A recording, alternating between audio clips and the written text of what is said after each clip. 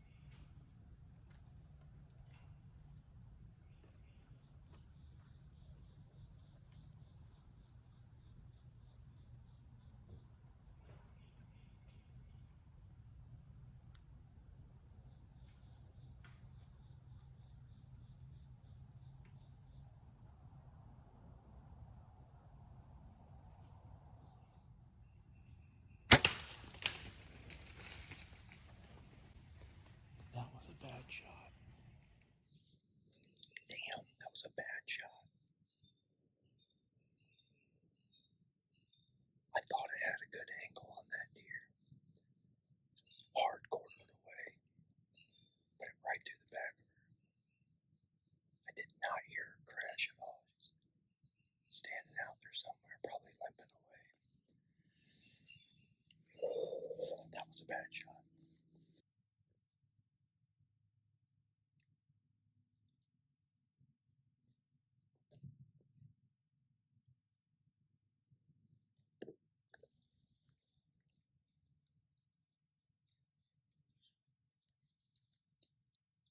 Yep.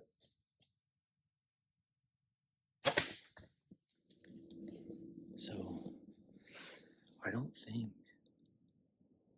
that I really got either of those two deer on camera very good for kill shots. And I was concerned that I didn't even hit that buck by the way he reacted. But I just checked out the arrow. Here's the arrow. There is blood on it. It's definitely not a great head.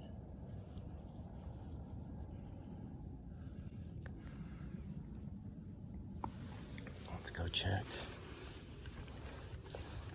the site from where I shot the doe.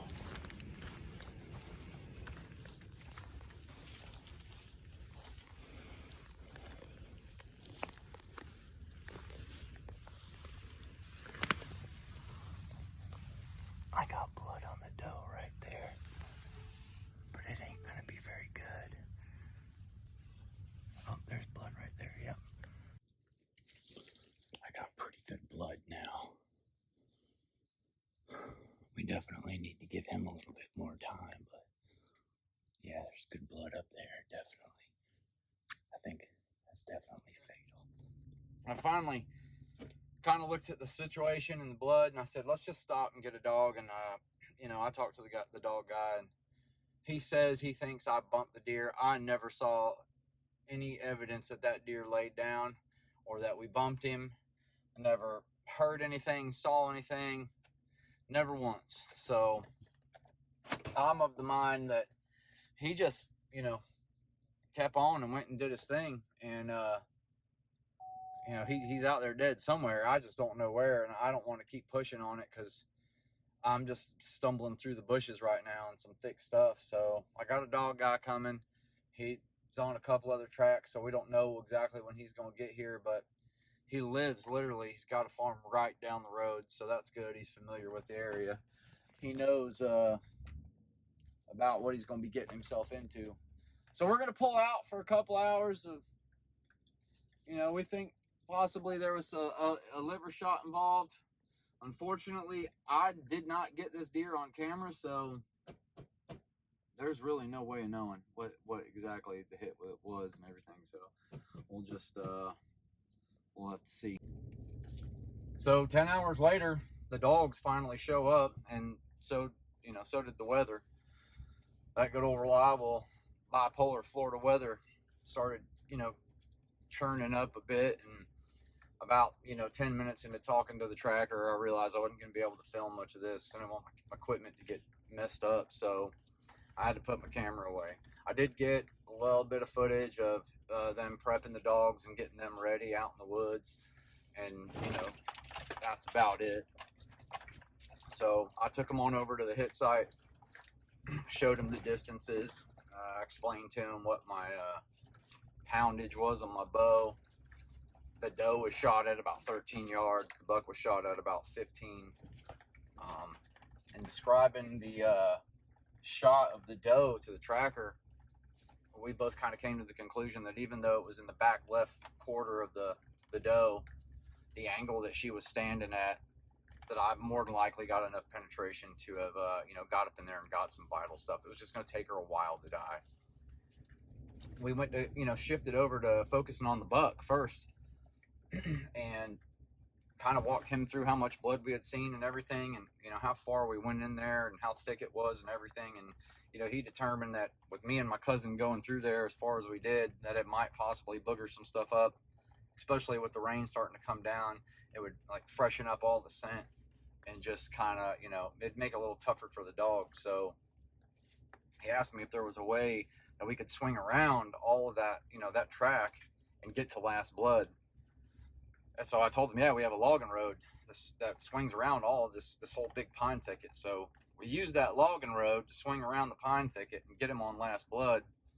And about 600 yards in, I saw a luminoc glowing right on the edge of the logging road in the pine thicket. And sure enough, it was my doe. So went over there and put hands on her. You know, she had a lot of fresh stuff leaking out of her. It looked like she had just died no more than about half an hour to 45 minutes before we got there. And I mean, she was in great condition. So we did manage to harvest the doe. Got the dogs out to Last Blood, and I mean, they went maybe 200 yards and circled for about an hour. And I give the tracker credit. I mean, he really stayed out there as long as he could. But when them dogs started circling, I already knew that that buck probably survived.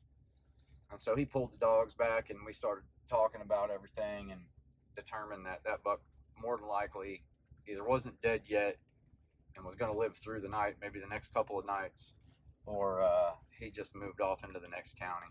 And that's in lieu of me and my cousin pushing so hard on him and not really giving the shot that much consideration. So, you know, it's a lesson learned to really just kind of evaluate your hit site and make sure that, you know, it's good to go push in there and find your deer.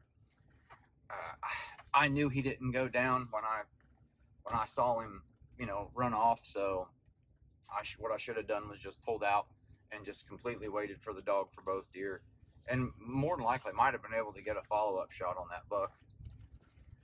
But, you know, it is what it is. It's lesson learned, and sometimes you lose them.